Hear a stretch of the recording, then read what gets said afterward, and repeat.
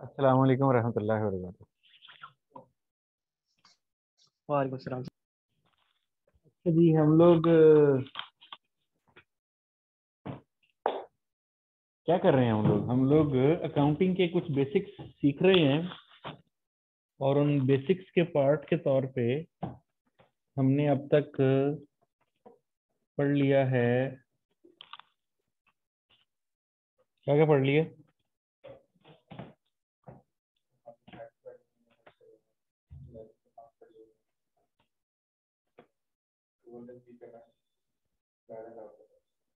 Okay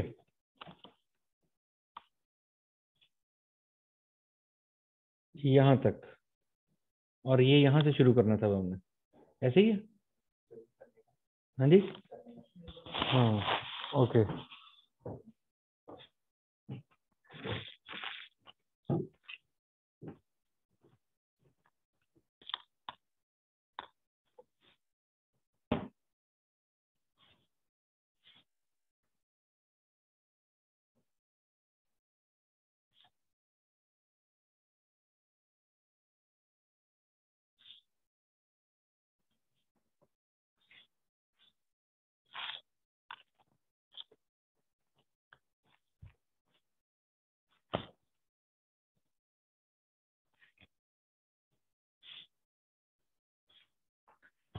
ये जो depreciation का चैप्टर है, यहाँ से हमने आगाज करना है।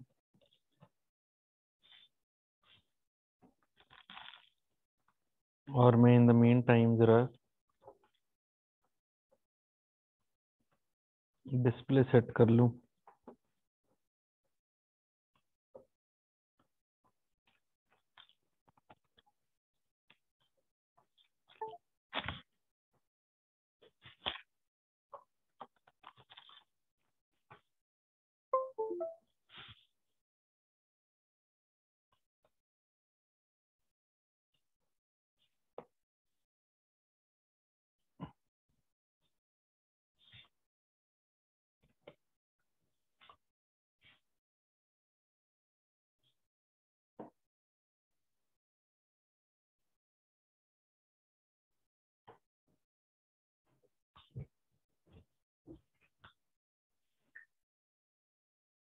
अच्छा जी, तो हम बात कर रहे थे कि इससे पहले हमने फंडामेंटल्स कर लिए, प्राइम एंट्री कर लिया, लेजर ट्रायल कर लिया, अक्रूवल प्रीपेमेंट्स भी हो गया, और बैड एंड डाउटफुल डेट का चैप्टर भी हो गया। लास्ट चैप्टर जो हमने मुकम्मल किया था वो अक्रूवल एंड प्रीपेमेंट्स का था, ऐसे ही। और इस अक्रूवल एंड प्रीपेमेंट के चैप्टर में कोई सवाल जवाब, किसी किस्म का कोई दुश्वारी, कोई चीज जो आप जानना चाहते हो?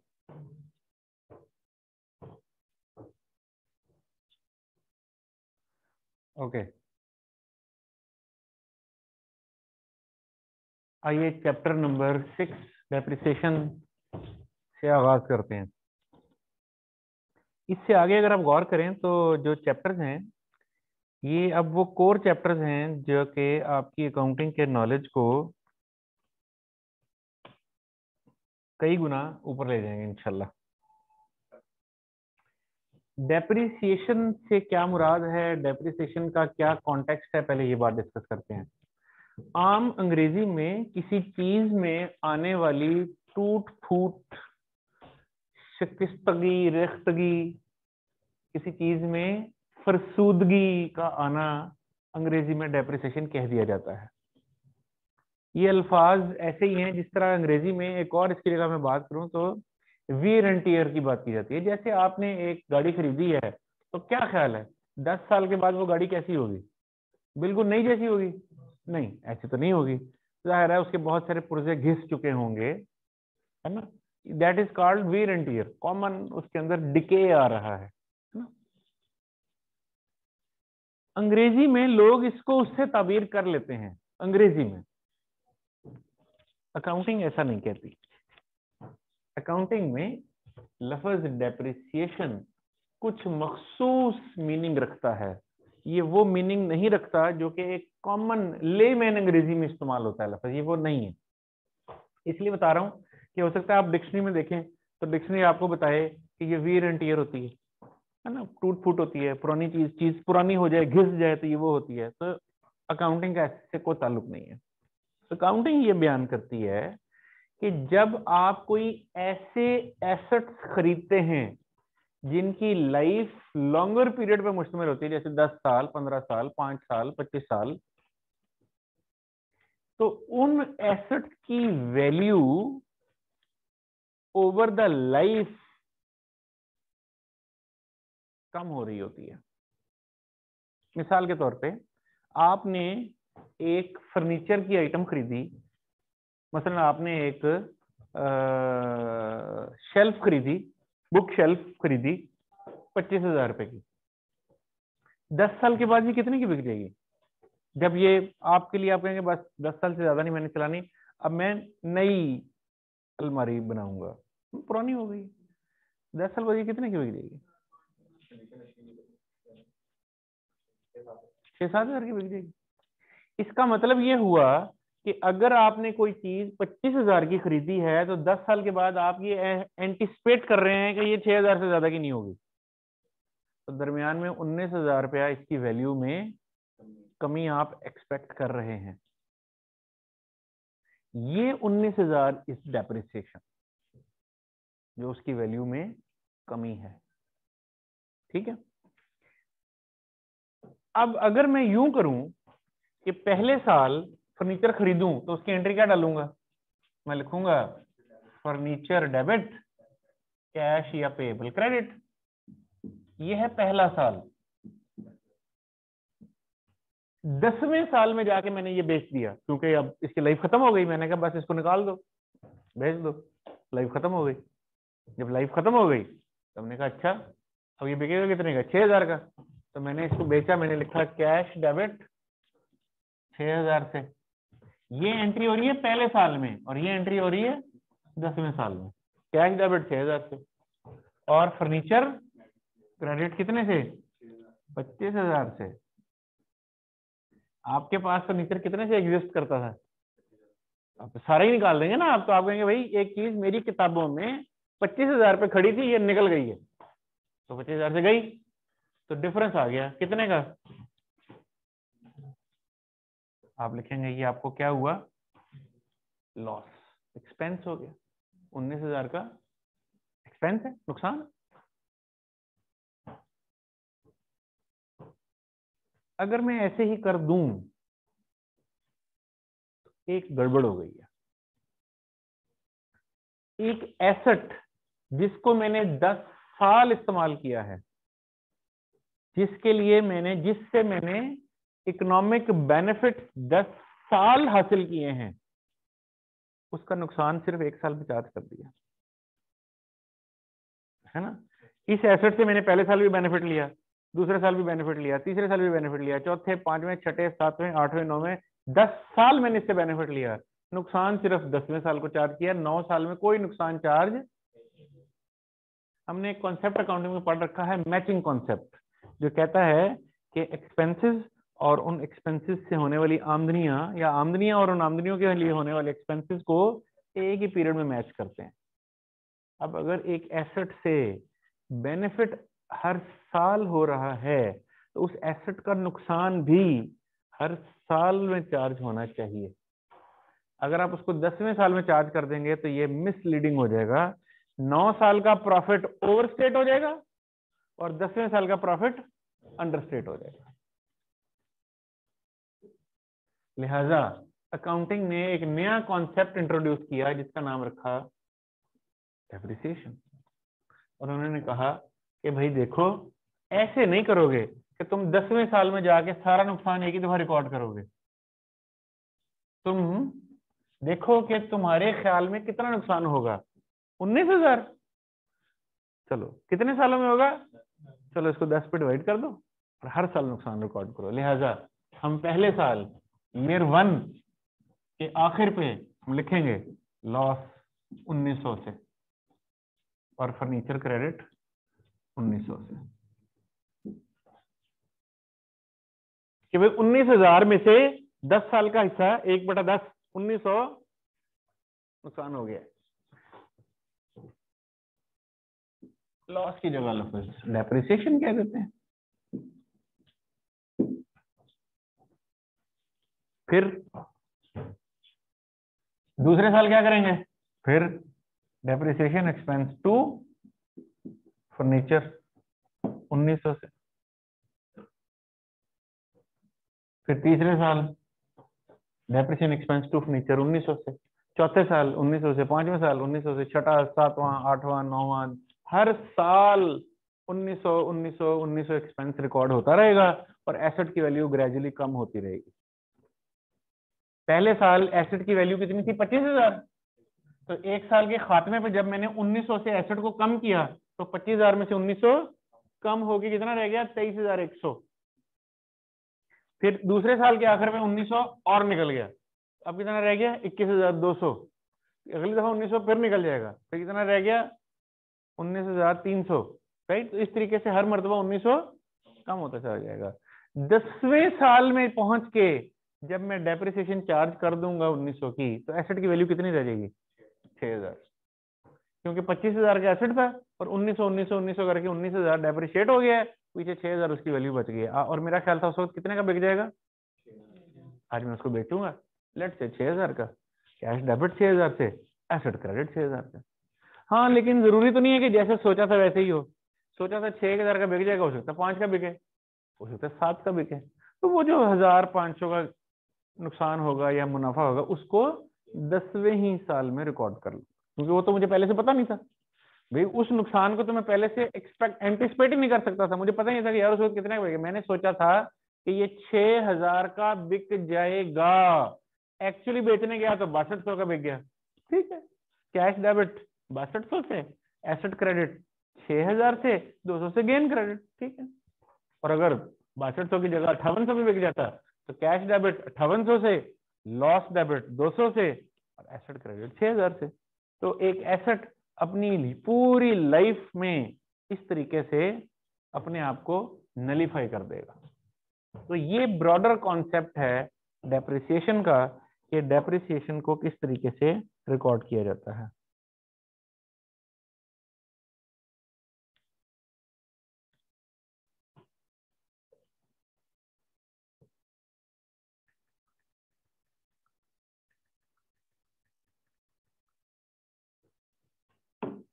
ठीक है जी। तो डेप्रिसिएशन का आपको बात वाज़ेह हो गई कि डेप्रिसिएशन क्या चीज है। अब इसको मैं डिफाइन करूं, डेफिनेशन के अंदाज में बयान करूं, तो मैं कहूंगा depreciation is the systematic allocation. Allocation है, ये एलोकेट कर दिया मैंने पैसों को, 19,000 को allocate. Depreciation is the systematic allocation of the depreciable amount over it's useful life. यानी आप अपने एसेट की जो डेप्रिशिएबल अमाउंट है 19,000, उसको सिस्टमैटिकली एलोकेट कर देते हैं ओवर दी यूजफुल लाइफ। ठीक है, तो वो जो एलोकेटेड अमाउंट है हर साल की, वो क्या बन जाती है? डेप्रिसिएशन। ये मुमकिन है कि किसी साल में एसेट की मार्केट वैल्यू ज्यादा हो जाए और किसी साल में एसेट की मार्केट वैल्यू कम हो जाए, इससे डेप्रिसिएशन पे कोई फर्क नहीं पड़ता, क्योंकि हमने ये सोच रखा है कि ये मेरी 25,000 वाली चीज 6,000 की वर्थ रखती होगी, तो बीच में 19,000 ने नुकसान बुक होना है। अब अगर टेम्परेरीली मार्केट वैल्यू ऊपर चली जाए या नीचे, इससे क्या फर्क पड़ता है? मैंने इवेंचुअली 19,000 का नुकसान बुक करना है। फर्ज करें ना कि आज तीसरा साल है, तीसरे साल में फिर डेप्रिसिएशन रिकॉर्ड करने लगा हूं अभी मैं। अब इस वक्त एसेट की वैल्यू कितनी है? 25,000 में से 1900 ये निकल गया, 1900 ये निकल गया, 3800 निकल गया, पीछे बचा 21,200। फर्ज करें आज अगर इस एसेट को मार्केट में बेचने जाऊं तो ये 22,000 का बिक जाता है। तो किसी के जहन में ये ख्याल आ सकता है कि यार हमारी किताबों में ये एसेट खड़ा है 21,200 का और हम इसको मजीद 1900 डेप्रिशिएट करने लगे हैं, तो ये हो जाएगा 19,300 का, मजीद कम हो जाएगा, जबकि मार्केट में तो 22,000 का बिक रहा है। इसकी तो वैल्यू बढ़ गई है, इसकी वैल्यू घटाऊं क्यों? तो मैं इसकी वैल्यू घटाऊंगा। क्यों घटाऊंगा? मैंने कौन सा इसको आज मार्केट में बेचना है? मैंने तो इसको 10 साल इस्तेमाल करना है और 10 साल इस्तेमाल हो गए, इसके पैसे निकलने हैं 6,000, इसका मतलब 19,000 का नुकसान तो है। अनलेस कि मेरी एक्सपेक्टेशन ही बदल जाए। यानी मैंने ये सोचा था कि एसेट 25,000 का है, एंड पे 6,000 का बिक जाएगा 19,000 बीच में नुकसान हो जाएगा। पहले साल 1900 की डेप्रिसिएशन लिख ली, दूसरे साल 1900 की डेप्रिसिएशन लिख ली, तीसरे साल में आके पता चला कि मार्केट बहुत चेंज हो गई है और मेरा जो ख्याल था कि वो एसेट एंड पे 6,000 का बिकेगा, वो 6 का नहीं, वो 1,000 रुपए का बिकेगा। इसका मतलब ये हुआ कि अब नुकसान ज्यादा रिकॉर्ड करना है। अब कितना ज्यादा रिकॉर्ड करना है? टोटल नुकसान कितना था? पहले था 19, अब कितना होगा? 24। 25,000 का एसेट है, 1,000 का बिकेगा, 24। 24 में से 1900 2 सालों का तो मैं ऑलरेडी निकाल चुका हूँ, 3800। तो 24,000 में से 3800 तो निकल गया, पीछे बचा 20,200। अब ये बकाया नुकसान है जो मुझे बकाया 8 सालों पे तकसीम करना है। तो मैं 20,800 को डिवाइडेड बाय 8 कर दूंगा और अब हर साल की डेप्रिसिएशन रिवाइज्ड डालना शुरू कर दूंगा। ये इसके उलट भी हो सकता था। तीसरे साल में आके मुझे ये एहसास हुआ या मार्केट बदल गई, तो मैंने कहा यार मैंने सोचा था ना ये एंड पे 6,000 का बिकेगा, भाई 6 का नहीं तो 10 का बिक जाएगा। अच्छा, इसका मतलब है कि 25,000 में से 10 का तो नुकसान तो 15 का होगा। 15 में से 1900 3600 में ऑलरेडी चार्ज कर चुका हूं। कितना बचा पीछे? 11,200। अब ये 11,200 का नुकसान है जो मुझे रिमेनिंग 8 सालों में तकसीम करना है। तो पर ईयर क्या निकल आया? 11,200 तकसीम 8, 1200-1300 रुपया निकल आएगा। तो जो पहले मैं 1900 चार्ज करता उसकी जगह इस दफा मैं डेप्शन कितनी चार्ज करूंगा? 1200 रुपये चार्ज कर दूंगा और फिर 1200 चलती, या जितनी भी निकलती है वो चलती जाएगी। सो मकसद हमारा ये है कि एसेट ने ओवर द लाइफ जो नुकसान उठाना है वो किसी एक साल में ना चार्ज हो, ओवर द यूजफुल लाइफ तकसीम हो जाए। तो ये है डेप्रिसिएशन का तारुफ। अब हम चैप्टर को तरतीब से पढ़ना शुरू करते हैं। सबसे पहली बात तो ये कि ये जो डेप्रिसिएशन है ये कौन से एसेट्स पे चार्ज की जाती है? नॉन करंट एसेट्स पे चार्ज की जाती है। नॉन करंट एसेट्स आमतौर पे ऐसे एसेट्स होते हैं जिनकी यूजफुल लाइफ 1 साल से ज्यादा होती है। 2 साल, 3 साल, 5 साल, 15 साल, 50 साल, जिनकी यूजफुल लाइफ आमतौर पे 1 साल से ज्यादा। ये मसला भी तभी पैदा होता है, आप सोचें अगर एक एसेट की लाइफ है 5 महीने, उसमें ये मसला है डेप्रिसिएशन वाला? नहीं है। क्यों नहीं है? क्योंकि इस साल में खरीदा, इसी साल में उसने खत्म हो जाना है, इसी साल में जो कुछ भी होना है हो जाना है, खत्म होगी बात। मसला वहां था कि एसेट की लाइफ लॉन्गर है, खरीदना किसी और साल में है, बेचना किसी और साल में है, गेन किसी और सालों में लेना है और नुकसान सारा आखिरी साल में डल रहा था। तो ये मसला था। अगर 2021 में ही खरीद के 2021 में ही बेच देना है या खत्म हो जाना है इस एसेट ने, इसका मतलब है कि जो बेनिफिट है वो भी 21 में ही मिलेंगे। भाई इस एसेट को इस्तेमाल करके जो बेनिफिट मिलेगा 21 में मिलेगा और जो नुकसान होगा वो भी 21 में ही हो जाएगा, खुद ब खुद मैच हो जाएगा, मसला ही कोई नहीं है। मसला ही तब पैदा होता है जब एक एसेट को किसी एक साल में खरीदा जाएगा और किसी दूसरे साल में उसकी लाइफ खत्म होगी। तो फिर मसला आ जाता है कि अच्छा अब बेनिफिट तो मल्टीपल ईयर्स में आ रहे हैं, नुकसान भी फिर मल्टीपल ईयर्स में ही आना चाहिए। तो hence the depreciation concept introduced. अगर मैं कहूं कि डेप्रिसिएशन की वजह क्या है, तो वन वर्ड में मैचिंग कॉन्सेप्ट। अगर मैचिंग कॉन्सेप्ट ना होता तो डेप्रिसिएशन की कोई जरूरत नहीं थी, लेकिन मैचिंग कॉन्सेप्ट की वजह से हम डेप्रिसिएशन इस्तेमाल करेंगे। और डेप्रिसिएशन किस एसेट के लिए होगी? मैंने कहा नॉन करंट एसेट के लिए, उस एसेट के लिए जिसने मल्टीपल ईयर्स में जाना है। जिसने मल्टीपल ईयर में जाना नहीं होगा तो मसला ही कोई नहीं। तो नॉन करंट एसेट में डेप्रिसिएशन चार्ज होगी। ये नॉन करंट एसेट्स जो हैं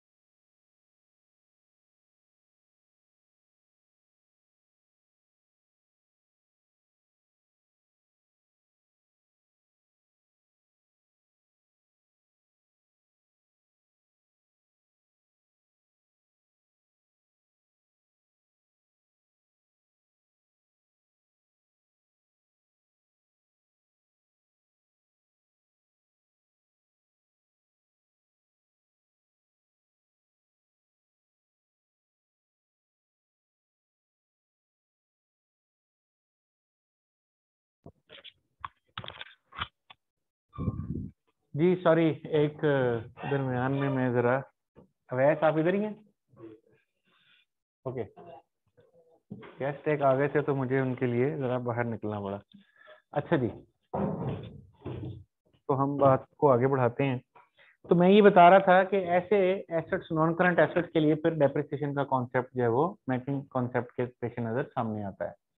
ये जो नॉन करंट एसेट्स हैं ये टेंजिबल भी हो सकते हैं और इंटेंजिबल भी हो सकते हैं। कॉमन सेंस ये बताती है कि टेंजिबल एसेट्स ऐसे एसेट्स होंगे जिनकी कोई फिजिकल एग्जिस्टेंस होगी, और इनटेंजिबल एसेट्स ऐसे एसेट्स होंगे जिनकी कोई फिजिकल एग्जिस्टेंस नहीं होगी। ठीक है, जैसे आपके सामने कुछ नामों की वो एग्जांपल्स भी आ रही हैं, जैसे लैंड, बिल्डिंग्स हैं, प्लांट एंड मशीनरी है, ऑफिस इक्विपमेंट है, फर्नीचर फिक्सचर है, मोटर व्हीकल है, ये सब टेंजिबल आइटम्स हैं। और इनटेंजिबल आइटम है जिस तरह लाइसेंसेस हैं, सॉफ्टवेयर हैं, पेटेंट राइट्स हैं, ये इस तरह की चीजें हैं which are not carrying any physical existence. Software की क्या फिजिकल एग्जिस्टेंस हो सकती है? मतलब ये कोई अलमारी तो नहीं है जिसको रखा हुआ है हमने, ये तो एक डिजिटल आइटम है। इसी तरह लाइसेंसिंग है, आपने किसी चीज का लाइसेंस, मसलन फर्ज करें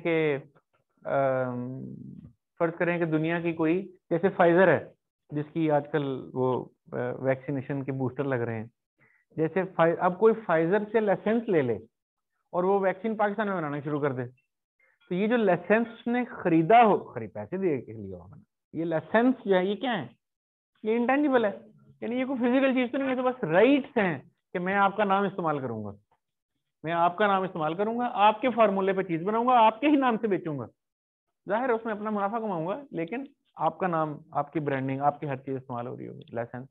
तो ये नॉन करंट एसेट टेंजिबल भी हो सकते हैं, इंटेंजिबल भी हो सकते हैं।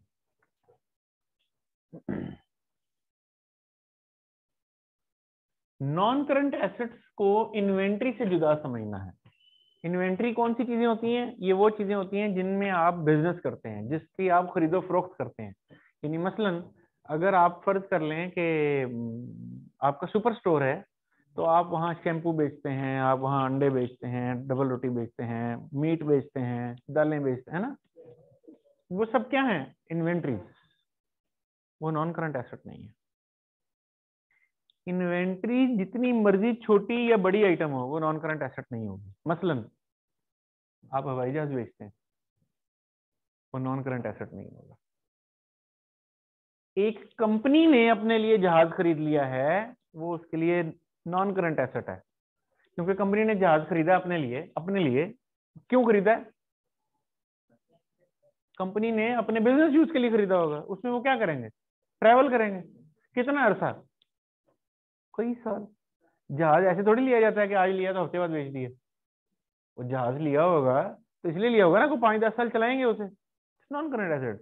लेकिन एक ऐसी कंपनी जिसका कारोबार ही यही है कि वो जहाज बेचती है, उसने जहाज क्यों लिया होगा? इसलिए कि उसको 10 साल रखना है? वो तो चाहेगा कि कल बेच दूं मैं, भाई मेरा तो सौदा जितनी जल्दी बिकेगा उतना ही मैं काम करूंगा। तो इन्वेंट्रीज की लाइफ लॉन्ग नहीं होती है, इन्वेंट्री तो फौरन बेचने के लिए होती है। ग्राहक आए ना आए ये बात की बात है। मेरा इरादा कोई नहीं है इसको 5-10 साल रखने का, मेरा इरादा तो है इसको फौरन बेचने का। जबकि नॉन करंट एसेट में आपका इरादा क्या होता है? उसको लॉन्गर पीरियड ऑफ लाइफ रखने का। इसलिए इन्वेंट्री भले जितनी मर्जी बड़ी जहाजी साइज की आइटम हो जाए, वो नॉन करंट एसेट नहीं होती है, वो इन्वेंट्री हमेशा करंट एसेट ही होती है। एक और एग्जांपल लेते हैं। हमने एक बिल्डिंग खरीदी है, ये क्या है? नॉन करंट एसेट है। बिल्डिंग आप खरीदते हैं तो क्यों खरीदते हैं? इसलिए खरीदते हैं कि अपना ऑफिस बनाएंगे, वो शोरूम बना लेंगे, और 10, 40, 20, 30 साल वहीं पे रहेंगे अब। लेकिन फर्ज कर लें कि आपका रियल एस्टेट का कारोबार है, आप बिल्डिंगें खरीदते हैं और 2-4 महीने में बेच देते हैं, फिर खरीदते हैं और बेच देते हैं। आपका तो कारोबार यही है, अच्छा सौदा नजर आया, बिल्डिंग खरीदी, बेच दी। आपने बिल्डिंग खरीद ली, अब आपके लिए क्या है? इन्वेंट्री है। ये नॉन करंट एसेट नहीं है। इसलिए जहन में रहे कि नॉन करंट एसेट और इन्वेंट्री हमेशा जुदा रहेंगे। ये इन्वेंट्री कभी नॉन करंट एसेट नहीं होती, इन्वेंट्री हमेशा करंट एसेट होती है।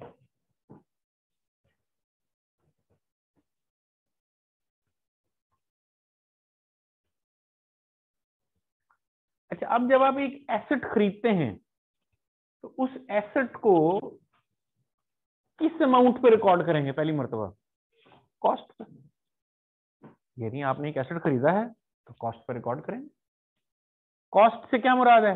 जितने पे खरीदा है, यानी उसकी परचेज प्राइस क्या थी, प्लस उसको खरीदने पे खर्चा कोई आया, प्लस उसको लाने पे को खर्चा आया, प्लस उसको ला के लगाने पे को खर्चा आया, यहां तक के वो एसेट रेडी फॉर यूज हो गया। तमाम खर्चे उस एसेट की कीमत में जमा हो रहे होंगे। एग्जाम्पल क्या हो सकती है? मसलन फर्ज कीजिए कि आपने एक मशीन खरीदी है और ये मशीन आपने लेट से टर्की से खरीदी है। अब पहली बात, लेट से आपने टर्की से एक मशीन खरीदी है $1 मिलियन की। पहली बात, $1 मिलियन इक्वलेंट पीकेआर में हम बात कर लेते हैं रुपये में, कि अगर फर्ज कर लें, आसानी के लिए हम कहते हैं 180 रुपए का डॉलर है, नहीं है लेकिन फर्ज कर लेते हैं कि 180 रुपए का डॉलर है। तो 1 मिलियन का मतलब, डॉलर का मतलब वो 180 मिलियन रुपए। तो पहली चीज तो 180 मिलियन रुपए का तो ये मैंने खरीदा है, 18 करोड़ रुपए का। मजीद क्या होगा? अब जब मैं इसको टर्की से उठाऊंगा और पाकिस्तान लाऊंगा तो दरमियान में किसी जहाज पे लोड होगा, लोडिंग के चार्जेस पड़ेंगे, वहां पे जो सरकारी उसके कस्टम्स वगैरह के चार्जेस हैं वो पड़ेंगे। जहाज वाला, जो बहरी जहाज वाला है, वो अपना को किराया लेगा उसको कराची लाने का, उस पर खर्चा पड़ेगा। फिर जब ये कराची पहुंच जाएगा तो वहां इसको ऑफलोड किया जाएगा, उस पर खर्चा लगेगा। यार जहाज से उतारने पे क्रेनें लगेंगी, खर्चा आएगा। उसके बाद यहाँ कस्टम से क्लियरेंस करानी है, जो हुकूमत का इदारा है। फिर वो हो सकता है कोई टैक्सेस वगैरह मांग लें, कस्टम ड्यूटी मांग लें, सेस मांग लें, कोई और टर्मिनल हैंडलिंग मांग लें, कोई और चीज मांग लें, वो पैसे देने पड़ेंगे। फिर उसको मैं वहां किसी ट्रकों पे लोड करूंगा कंटेनरों को, फिर वो ट्रक मेरे फैक्ट्री तक आएंगे, फिर वहां फैक्ट्री में अनलोड होगा, उसके लिए क्रेनें मंगाऊंगा, उस पर खर्चा लगेगा। अच्छा, फिर अब ये आ गया, अब इसको क्या करेंगे? अब ये इतनी बड़ी बड़ी मशीनें हैं, ये कौन सा ऐसे बस रख के चला देनी है? किसी इंजीनियरिंग कंपनी को हायर करूंगा जो आज इसको वहां पे बिल्ड, पुर्जा आई होगी और ये वहां उसको असेंबल करेगी या इरेक्ट करेगी, राइट? अच्छा, उन्होंने सारी जोड़ दी, लगा दी, इरेक्ट कर दी। अब क्या होगा? इसको टेस्ट करेंगे कि ठीक लगी है कि नहीं लगी है। ये तो नहीं होगा कि हम कहेंगे जोड़ दिए तो बस इन्हें चला दो। पहले उसको चेक किया जाएगा कि क्या हर पुर्जा ठीक काम कर रहा है। पहले उसके पार्ट्स में चेक किया जाएगा, फिर उसको एज अ होल चेक किया जाएगा। अच्छा चलो ठीक है जी, चलाओ जी मशीन, बनाओ। जो ये मशीन किसी चीज को बनाने के लिए लाए होंगे ना, मसलन फर्ज करें इससे आप कपड़ा बनाते हैं, आप कहेंगे ठीक है यार बनाओ इससे कपड़ा। आप उसमें रॉ मटेरियल डालेंगे, यानी धागा डालेंगे, और कहेंगे ठीक है ये मशीन, वीविंग मशीन है, ये जो भी मशीन है इसमें डालो और ये बनाओ इससे, वो बनाना शुरू कर देगी। हो सकता है वो ठीक ना बनाए, तो वो इंजीनियर रोकेंगे, उसको देखेंगे कहाँ मसला है, क्या करेक्शन होनी है, उसकी करेक्शन करेंगे, फिर चलाएंगे। फिर वो शायद ठीक नहीं बन रही है, ठीक हुई है लेकिन सारी ठीक नहीं हुई, फिर उसकी करेक्शन लगेगी। ये ट्रायल चल रहे हैं, उसके ट्रायल करते रहेंगे यहाँ तक के वो कहेंगे अब ये मशीन रेडी फॉर यूज है। Now that is the point. यहाँ तक पीछे जितना खर्चा लगा खरीदने से लेके यहाँ लाने, चलाने, रेडी फॉर यूज, वो सारे पैसे इस मशीन की कीमत में जमा कर दिए जाएंगे। और वो मशीन जो 180 मिलियन यानी 18 करोड़ रुपए की हमने खरीदी थी, हो सकता है वो चलाने तक हमें 30 करोड़ की पड़े। तो हम कहेंगे ये मशीन कितने की है? 30। ये उसकी कॉस्ट है। और इस कॉस्ट में कुछ चीजें नहीं ली जाती हैं। नंबर 1, ऐसे टैक्सेस जो रिफंडेबल नेचर के हों वो नहीं लिए जाते। मसलन जब आप पाकिस्तान में इंपोर्ट कर रहे थे तो कस्टम्स ने आपसे कहा जनाब आप मशीन लेके आए हैं, एज पर द लॉ इसके ऊपर आपने 17% सेल टैक्स देना है। अच्छा जी ले उनको, लेकिन ये सेल टैक्स आपको कल वापस मिल जाएगा, महीना 2 महीने 6 महीने बाद वापस मिल जाएगा। उनको ठीक है ले ले, इसका मतलब ये पैसे तो मेरा नुकसान नहीं है, तो मैं इस सेल्स टैक्स को मशीन की कीमत में जमा नहीं करूंगा क्योंकि तो मुझे वापस मिल जाएंगे, तो मेरा रिसीवेबल है, तो मेरी एडवांस पेमेंट है, तो मुझे कल को वापस मिल जाएगी। मशीन में जमा नहीं करेंगे। लेकिन कुछ टैक्सेस ऐसे होते हैं जो वो कहते हैं जनाब ये टैक्सेस आपने हमें दे दिए, बस खत्म, वापस नहीं मिलेंगे, वो मशीन की कीमत में जमा हो जाएंगे। जैसे कस्टम ड्यूटी है, तो जो कस्टम ड्यूटी मैंने दे दी तो खत्म, अब वापस कोई नहीं मिलनी, तो लिहाजा वो कस्टम ड्यूटी मशीन की कीमत में जमा हो जाएगी। अच्छा, और कौन सी चीजें हैं जो हम इसमें शामिल नहीं करेंगे? मसलन कोई एबनॉर्मल लॉस हो गया, हम मशीन लेके आ रहे थे, मशीन के कुछ 100 पुर्जे थे, उसमें से एक एक ट्राले पे 5 पुर्जे डले हुए थे बड़े बड़े, वो ट्राले का एक्सीडेंट हुआ और वो 5 जाया हो गए, नुकसान हो गया। हमने करोड़ रुपया खर्च किया और फिर 5 दोबारा मंगाए। ये मशीन की कीमत में जमा नहीं होगा। ये मशीन की कीमत में क्यों जमा नहीं होगा? तो नुकसान था, ये लॉस है, इसको लॉस रिकॉर्ड करेंगे। यानी अब मैं ये नहीं कहूंगा मेरी मशीन 18 करोड़ वाली 19 करोड़ की हो गई है क्योंकि करोड़ रुपए का माल दोबारा खरीदा है, वो नुकसान हो गया करोड़ रुपए आपको, उसको लॉस लिखूंगा। मशीन 18 करोड़ की है, ठीक है। तो एबनॉर्मल लॉसेस जो होते हैं वो शामिल नहीं किए जाएंगे। इसी तरह कुछ ऐसे खर्चे होते हैं जो आप अपनी मार्केटिंग के लिए खर्च करते हैं। मसलन आपने टीवी पे इश्तिहार चलवा दिए, पाकिस्तान में पहली मर्तबा जदीद टेक्नोलॉजी की जदीद तर्ज का शाहकार है, पहली मर्तबा ऐसी मशीन हम लेके आए हैं जो दुनिया में और कहीं नहीं, सिर्फ पाकिस्तान में, या पाकिस्तान में पहले किसी के पास नहीं है, हम पहले लेके आए, वो वगैरह वगैरह। आपने इश्तिहार लगा दी अपनी ब्रांडिंग करने के लिए, अपनी मशहूरी करने के लिए। ये इश्तिहारबाजी के पैसे मशीन में नहीं डाले हैं, ये तो आप मार्केटिंग कर रहे हैं, ठीक है। इसी तरह जब आप मशीन ले आए, वो रेडी फॉर यूज हो गई, तो पहले ही दिन ग्राहकों की अन्नी मच जाएगी। आहिस्ता आहिस्ता लोगों को पता लगेगा कि भाई यहाँ ये नई मशीन आ गई है या यहाँ नई टेक्नोलॉजी आ गई है, ठीक है। तो आहिस्ता आहिस्ता तो हो सकता है शुरू शुरू में वो मशीन फुल यूज ना हो रही हो। मसलन मशीन तो 24 घंटे चलनी है, लेकिन शुरू में ऑर्डर ही इतने हैं कि बस 4-5 घंटे चलती है, फिर ऑर्डर खत्म हो जाते हैं, तो फिर बाकी के 15 घंटे बंद पड़ी रहती है। आहिस्ता आहिस्ता ऑर्डर बढ़ रहे हैं। अब ये जो 15 घंटे मशीन बंद पड़ी रहती है, इससे क्या होता है? नुकसान होता है। देखिए ना, एक मशीन है जो 24 घंटे काम करने की कैपेसिटी रखती है, लेकिन आप उसे काम ले नहीं रहे, नुकसान हो रहा है। ये नुकसान भी आपने अपने एसेट की कीमत में नहीं डालना है। तो जैसे आपको गाड़ी शाड़ी खरीद के लाते हैं तो शुरू में कहते हैं कि ज्यादा रेसा नहीं देनी है। इस पे डबल डबल सवारी नहीं करनी इस पे, है। हालांकि उस गाड़ी की, उस बाइक की ये कैपेसिटी है कि उसमें 2 बंदे बैठ सकते हैं, वो कहता नहीं, शुरू में आपने 2 बंदे नहीं बिठाने, शुरू में आपने। अब आप कहें कि अच्छा भाई हम तो 2 भाई हैं, हमने कॉलेज जाना होता है, ठीक है, अब दूसरे भाई को मैं नहीं बिठा सकता, वो जाता है उबर पे, तो वो इतने जो पैसे लग रहे हैं, वो नुकसान हो रहा है, ओ यदि गड्डी दे बेच पाओ, गड्डी गड्डी से नुकसान हो रहा है, नहीं ऐसे नहीं करेंगे, वो नुकसान नुकसान है। इसी तरह जनरल एडमिनिस्ट्रेशन के खर्चे होते हैं, जनरल एडमिनिस्ट्रेशन के खर्चे होते हैं। जनरल एडमिनिस्ट्रेशन क्या है? जैसे ये कैंपस है, इसका कुछ सिक्योरिटी पे बंदा खड़ा हुआ है, कोई एडमिनिस्ट्रेशन के लिए, कोई सफाई सुथराई देखने के लिए कोई बंदे लोग मौजूद हैं, उनके पैसे मशीन में तो जमा नहीं करेंगे, क्या ख्याल है? तो जनरल एडमिनिस्ट्रेशन के खर्चे भी जमा नहीं होते। इसी तरह स्टाफ ट्रेनिंग कॉस्ट, आप मशीन ले आए हैं, नई टेक्नोलॉजी की मशीन आ गई है, एग्जिस्टिंग एम्प्लॉय को चलानी नहीं आती, वो तो पुरानी मशीन चलाने का आदी है।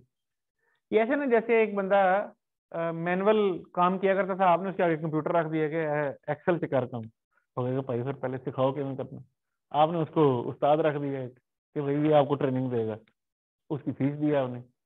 तो ऐसे ही वो जो नई मशीन आई है वो चलानी किस तरह है, उसकी ट्रेनिंग का आपने इस्तेमाल किया, आपने किसी कंसल्टेंट कंपनी को हायर किया, किसी ट्रेनिंग कंपनी को हायर किया, उनको आपने कोई 1-2 लाख रुपए फीस दी कि भाई ये मेरे सारे स्टाफ हैं, इनको ट्रेनिंग देंगे। ये स्टाफ ट्रेनिंग भी एसेट की कीमत में जमा नहीं करेंगे, ठीक है। एसेट ले आए, कारोबार करना शुरू कर दिया, लेकिन शुरू शुरू में नुकसान हो रहा है, कारोबार को लॉस, एक्चुअल लॉस हो रहा है, खर्चा ज्यादा हो रहा है, आमदनी कम हो रही है। क्यों? क्योंकि जब आप कोई नया काम शुरू करते हैं तो बाद में ऐसा होता है ना, नुकसान हो रहा होता है। ये नुकसान क्या आप एसेट में जमा कर देंगे? नहीं, नुकसान है, इसको नुकसान ही कहेंगे, ये एसेट में जमा नहीं होगा। तो इस तरह से मुख्तलिफ चीजें जो है इसकी कॉस्ट का पार्ट बनती हैं और मुख्तलिफ चीजें इसकी कॉस्ट में डाली नहीं डाली जाती, ठीक है। कौन सी चीजें शामिल नहीं की जाएंगी कॉस्ट में? नॉर्मल लॉसेज नहीं लिए जाएंगे, मार्केटिंग की कॉस्ट नहीं ली जाएगी, शुरू में जो लॉसेज होंगे वो नहीं लिए जाएंगे, रिफंडेबल टैक्सेस नहीं लिए जाएंगे, जनरल एडमिनिस्ट्रेशन के ओवरहेड खर्चे वगैरह नहीं लिए जाएंगे, अब नॉर्मल लॉसेज नहीं लिए जाएंगे। और क्या लिया जाएगा, परचेज प्राइस ली जाएगी, less discount, rebates etcetera, plus non refundable non adjustable taxes लिए जाएंगे, प्लस एसेट को उस मकाम तक पहुंचाने और रेडी फॉर यूज करने तक जितने भी डायरेक्ट खर्चे हैं सब लिए, उसकी रास्ते की इंश्योरेंस कराई है, ट्रांजिट इंश्योरेंस कराई है, उसकी कोई स्पेशल पैकिंग की है उसको ट्रांजिट करने के लिए, यानी कितनी दूर से चीज आप यहाँ ला रहे हैं तो स्पेशल पैकिंग करके लाएंगे ताकि रास्ते में वो खराब ना हो जाए, या समुद्र में आएगी तो ह्यूमिडिटी की वजह से, समुद्र में तो पानी होता है हर तरफ, तो ह्यूमिडिटी बहुत ज्यादा होगी तो ह्यूमिडिटी से खराब ना हो जाए उसके लिए स्पेशल पैकिंग होगी, वो सारे खर्चे इस मशीन की कीमत में शामिल किए गए।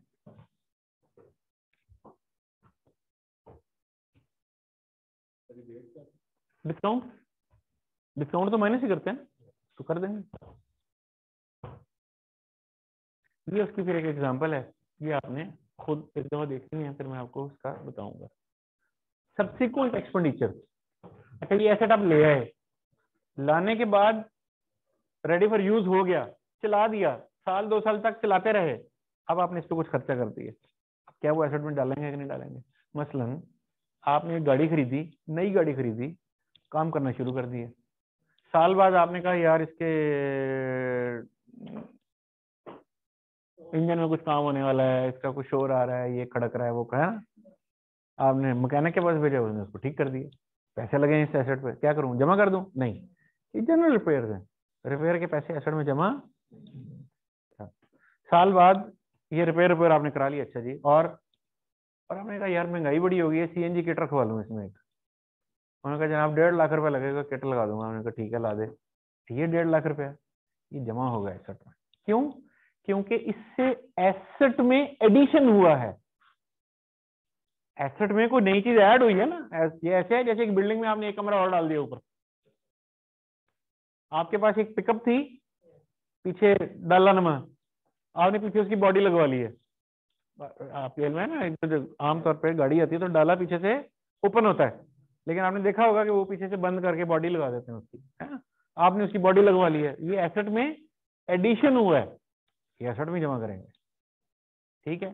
तो अगर तो एसेट में कोई एडिशंस हो रहे हों, इंप्रूवमेंट्स हो रही हों, तो फिर तो वो एसेट में जमा कर दी जाएंगी, लेकिन अगर वो डे टू डे मेंटेनेंस है, रिपेयर्स हैं, तो फिर उसको एक्सपेंस आउट कर दिया जाएगा।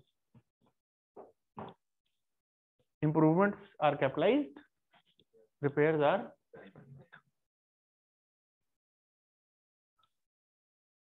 ये इसकी एक छोटी सी एग्जांपल फिर ऐसी, ये जो मैंने बात बताई ये देख लीजिएगा, ये उसकी एंट्रीज आ गई जो मैंने भी आपको बताई थी, कैसेट खरीदेंगे तो क्या एंट्री होगी, ओके। अब बात आ गई डेप्रिसिएशन की, ये वो बात है जो मैंने आपको शुरू में बताई, depreciation is the systematic allocation of the depreciable amount of an asset over it's useful life. अब इसमें 3 बातें हैं जो मालूम होनी चाहिए, systematic allocation, depreciable amount, useful life. Depreciation. So depreciation is what? Systematic allocation of depreciable amount over useful life। पहली बात समझते हैं क्या है यूजफुल लाइफ का मतलब है वो लाइफ जिस पे इस एसेट को हम इस्तेमाल करने का इरादा रखते हैं। वो लाइफ नहीं है कि ये चल कितना अरसा जाएगा, नहीं, हम इरादा क्या रखते हैं। मसलन एक गाड़ी आपने खरीदी है, कितने साल चल जाएगी?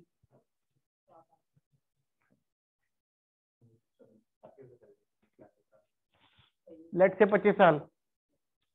आज भी आपको कौन सी कोई सन 2000 की गाड़ी नजर आती है कि नहीं आती? एफएक्स तो खैर उससे भी बहुत पुरानी है ना, एफएक्स तो लेट 80s की गई, मिड 80s की गाड़ी है, तो आपको आज एफएक्स भी नजर आती है बाय द वे, लेकिन चले वो तो इक्का दुक्का है। आमतौर पे आप गाड़ी देखते हैं तो वो 15-20 साल पुरानी गाड़ी मार्केट में नजर आती है।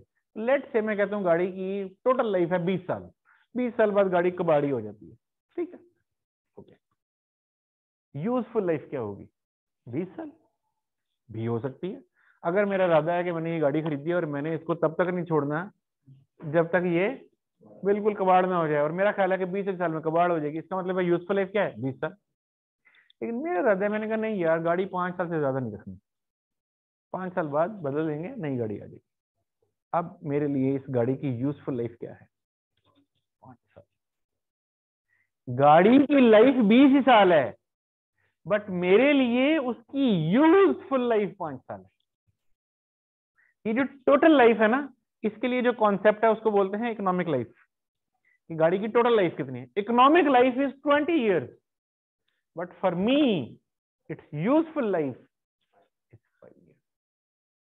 तो डेप्रिसिएशन 5 years पे एलोकेट होगी यूजफुल लाइफ। ठीक है,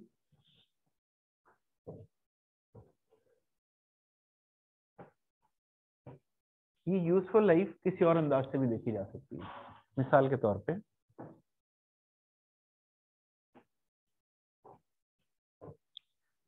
तौर पे एक ट्यूबलाइट की लाइफ कितनी होती है? ट्यूबलाइट, ये ऊपर एलईडी लाइटें लगी है ना, इनकी लाइफ ऐसे नहीं होती 5 साल 2 साल, इनकी लाइफ होती है घंटों में। कि ये ट्यूबलाइट की लाइफ है जी 20,000 घंटे। अब वो 20,000 घंटे आप 4 साल में चलाएं, आप 3 साल में चलाएं, आप 10 साल में चलाएं, 20,000 घंटे इसकी लाइफ है। मसलन एक टायर की लाइफ कितनी है? आप कहते हैं जी 50,000 किलोमीटर। अब ये नहीं कहते कि ये टायर 5 साल चलेगा, आप कहते हैं ये 50,000 किलोमीटर चलेगा। वो 50,000 किलोमीटर आप साल में चला लें, वो 50,000 किलोमीटर आप 5 साल में चला लें। तो कुछ चीजों की लाइफ सालों में नहीं मैयर होती, ईयर्स में नहीं मैयर होती, यूनिट्स में मैयर होती है। आवर्स में, किलोमीटर्स में, यूनिट्स में ऐसे मैयर होती है। तो वहां यूजफुल लाइफ वो यूनिट्स हो जाएंगे। ठीक है, तो एक टायर मैं जिसकी लाइफ कह रहा हूं जी ये 50,000 किलोमीटर है, उसकी यूजफुल लाइफ क्या है? 50,000 किलोमीटर। ठीक है, इसी तरह एक ट्यूबलाइट मैं कहता हूँ जनाब ये 20,000 घंटे चलेगी, इसकी यूजफुल लाइफ क्या है? 20,000 घंटे। अच्छा, ये भी हो सकता है कि मैं कहूँ यार इस ट्यूबलाइट की लाइफ है 20,000 घंटे, लेकिन हमने 12,000 घंटे बाद बदल लेनी है, तो इसकी यूजफुल लाइफ क्या है? 12,000 घंटे। यूजफुल लाइफ वो एस्टिमेटेड पीरियड है जिसके बाद हमने इरादा कर लिया कि हमने बदल लेनी है। आपने एक लैपटॉप खरीदा है, 3-1 साल में आप कहेंगे मैंने बदल लेना है, हालांकि लैपटॉप 6 साल बाद भी चल रहा होगा, लेकिन आप कह रहे हैं भाई मैंने 3 साल बाद बदल लेना है। तो यूजफुल लाइफ इज 3 years। ठीक है, सो पहली बात यह है कि डेप्रिसिएशन एक सिस्टमैटिक एलोकेशन है ओवर यूजफुल लाइफ। अच्छा, किस चीज को एलोकेट करना है? डेप्रिशिएबल अमाउंट क्या है? वो जो 19,000 था, रिमेंबर मेरी एग्जांपल में कि 25,000 का एसेट है, 6,000 का बिक जाएगा, तो 19,000 डेप्रिशिएबल। यानी depreciable amount means the cost minus residual value. Residual value मतलब बकाया वैल्यू। कि यार 25,000 का एसेट है, कॉस्ट बिक कितने का जाएगा? 6,000 का, रेजिडुअल वैल्यू। तो डेप्रिशिएबल अमाउंट क्या है? 25 में 6 19,000। So depreciable amount is equal to cost less residual value. Useful life is estimated period या यूनिट्स, यानी या ये पीरियड होगा या ये यूनिट्स होंगे। फिर एक कॉन्सेप्ट है, अभी फिलहाल इसको छोड़ दीजिए। फिर एक कॉन्सेप्ट है carrying amount. Carrying amount asset की वैल्यू डेप्रिसिएशन चार्ज करने के बाद जो बच जाती है वो कैरिंग अमाउंट।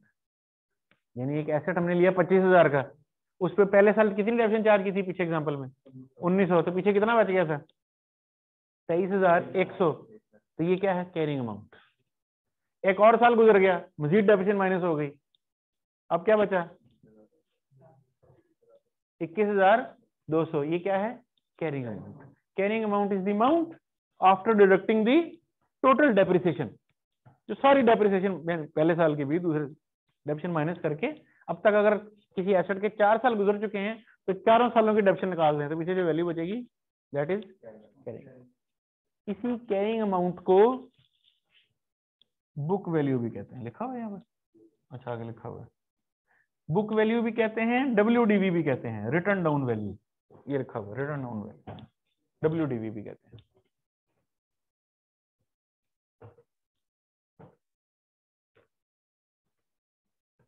ये छोटी छोटी सी एग्जांपल आप देखिएगा। अब इसमें आगे बात आती है कि डेप्रिसिएशन को कैलकुलेट करने के कितने मेथड्स हैं। वो जो बात हुई थी ना सिस्टमैटिक एलोकेशन, अब उसके मुख्तलिफ मेथड्स हैं। एक मेथड वो है जो मैंने ऑलरेडी आपको करवा दी है, जिसका नाम है स्ट्रेट लाइन मेथड, यानी इक्वल इक्वल। हमने क्या किया, हमने कहा टोटल 19,000 है, 10 पे डिवाइड कर दो, 1900 1900 चार्ज किए जाओ, स्ट्रेट लाइन यानी बराबर बराबर। इसके अलावा भी मेथड है जो कि हम आगे पढ़ेंगे। तो ये एक मेथड है स्ट्रेट लाइन मेथड। इसका फार्मूला क्या है, ये आपके सामने है, cost less residual useful life. जैसे मैंने पहले जो एग्जांपल दी थी उसमें कॉस्ट थी 25,000, रेजिडुअल वैल्यू थी 6,000, यूजफुल लाइफ थी 10 साल, तो जवाब आ गया 1900, यानी 1900 एक साल की डेप्रिसिएशन। और इस तरह से चलता रहे। किसी एसेट की डेप्रिसिएशन शुरू कब की जाती है, जब एसेट अवेलेबल फॉर यूज हो जाए, भले इस्तेमाल हो रहा है या नहीं हो रहा, जब वो एसेट रेडी फॉर यूज हो गया है डेप्रिसिएशन शुरू हो गया। तो ये समझ, जैसे देखो ना, एक एसेट की यूजफुल लाइफ है 10 साल, अगर वो 6 महीने इस्तेमाल नहीं हुआ, उसकी जिंदगी के 6 महीने निकल गए हैं। इससे कता नजर कि वो इस्तेमाल हुआ है, आप अपने आप को ही देख लें। आप अपनी जिंदगी को किसी काम लाएं या ना लाएं, वो गुजर गई है। अगर एक इंसान की, हमारे पाकिस्तान में एवरेज कितनी है लाइफ, 60 साल 58 साल, लेट से 60 साल की एवरेज लाइफ है, तो अगर कोई शख्स 5 साल बेकार पड़ा रहे, कुछ ना करे, उसकी लाइफ में से 5 साल निकल गए हैं। तो अगर एक एसेट की यूजफुल लाइफ है 10 साल और उस एसेट पे 6 महीने साल कोई काम नहीं हुआ, भाई नहीं हुआ तो नहीं हुआ, एक साल निकल गया बीच में से, अब 9 ही रह गए पीछे, इसका मतलब है कि डेप्रिसिएशन चार्ज होगी। तो एक एसेट बेकार ही क्यों ना पड़ा हो, उसकी डेप्रिसिएशन चार्ज होगी। इसलिए डेप्रिसिएशन कब शुरू होती है, when the asset becomes available for use, जब वो एसेट रेडी फॉर यूज हो जाए डेप्रिसिएशन शुरू हो जाएगी, भले वो इस्तेमाल हो रहा है या। सिर्फ एक सूरत हाल है जहां एसेट इस्तेमाल ना हो रहा हो तो डेप्रिसिएशन भी चार्ज नहीं होगी। कब, जब उसकी यूजफुल लाइफ पीरियड में नहीं, यूनिट्स में होगी। मसलन मैंने कहा ये टायर है और इसकी यूजफुल लाइफ है 50,000 किलोमीटर, टायर चलाया ही नहीं, तो उसकी पूरी लाइफ 50,000 खड़ी है, वो कहीं गई नहीं। जब तक वो टायर 50,000 में से कोई किलोमीटर एक चलेगा नहीं, तब तक उसकी कोई डेप्रिसिएशन आएगी नहीं। तो अगर उस एसेट की यूजफुल लाइफ यूनिट्स में हो, फिर तो जब तक वो यूनिट गिरेंगे नहीं तब तक उसकी डेप्रिसिएशन चार्ज। लेकिन अगर उसकी लाइफ पीरियड में है, तो भले वो इस्तेमाल हो रहा है या नहीं हो रहा है, पीरियड गुजर रहा है, लिहाजा उसकी डेप्रिसिएशन चार्ज की जाएगी। तो ये स्ट्रेट लाइन मेथड इस तरह से पहला मेथड है डेप्रिसिएशन का। तो आपने ये करना है कि चैप्टर के शुरू से लेके एग्जाम्पल 5 तक या 6 7 तक, यहां तक आपने आना है, ठीक है। Just go through this, concept पढ़ेंगे, जो बातें मैंने बताई हैं वही वही बातें रिपीट हो रही होंगी, इक्का दुक्का को बात नहीं आ जाए तो वो आप मुझसे डिस्कस कर लीजिए। तो उसको नहीं करेंगे डेप्रिसिएट। मसलन आप कहते हैं कि एक एसेट है जिसकी कॉस्ट है 50 लाख और उसकी रेजिडुअल वैल्यू है 60 लाख, तो नहीं करेंगे डेप्रिसिएट। डेप्रिसिएट तो तभी करेंगे ना अगर उसकी वैल्यू में कमी आनी है। जैसे आमतौर पर जमीन के साथ यही मसला होता है।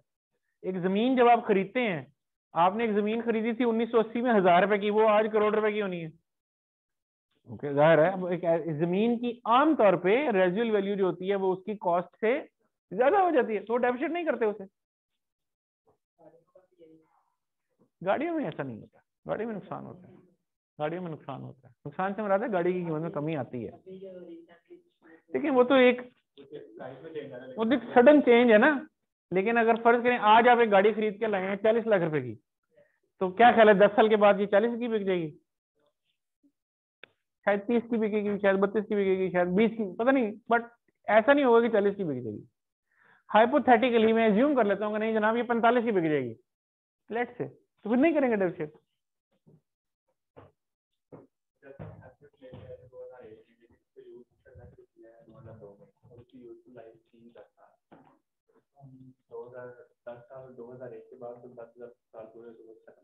yes. से नहीं होता।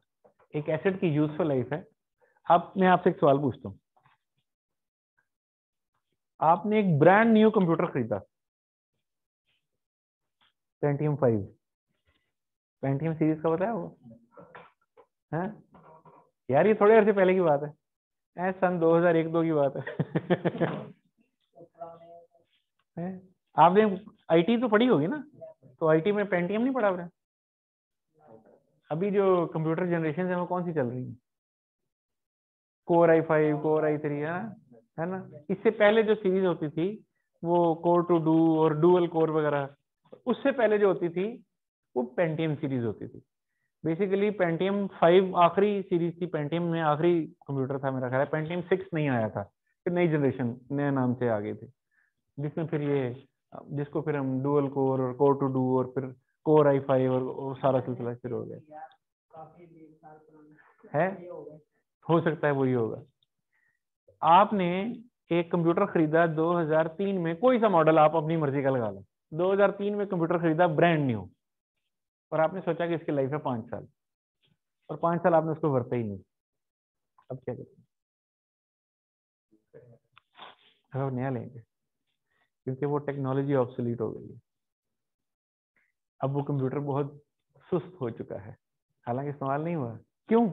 क्योंकि जिस वक्त वो कंप्यूटर आया था उस वक्त वो फास्टेस्ट कंप्यूटर था, है ना। लेकिन आज मार्केट में उससे कई आगे की चीज आ गई है। आज आप उसको बैठ के चलाएंगे तो आपकी वर्क एफिशिएंसी अफेक्ट हो जाएगी, तो आप क्या करेंगे? चेंज ही करेंगे, आप चेंज ही करेंगे। इसी तरह मशीनों में होता है, मशीनों में नई से नई टेक्नोलॉजी आती रहती है। आपने एक एसेट को क्यों क्यों आपने सोचा मैं 10 साल बाद बदलूंगा, जबकि वो 20 साल चल सकती थी?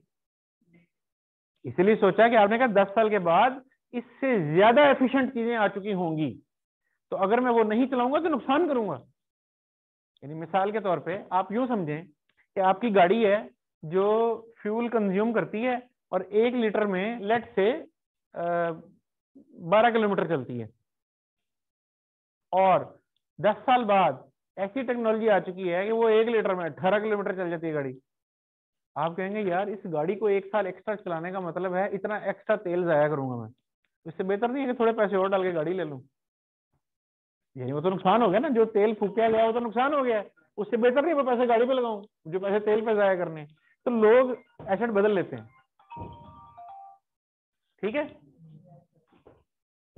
बाकी इंशाल्लाह कल पढ़ेंगे।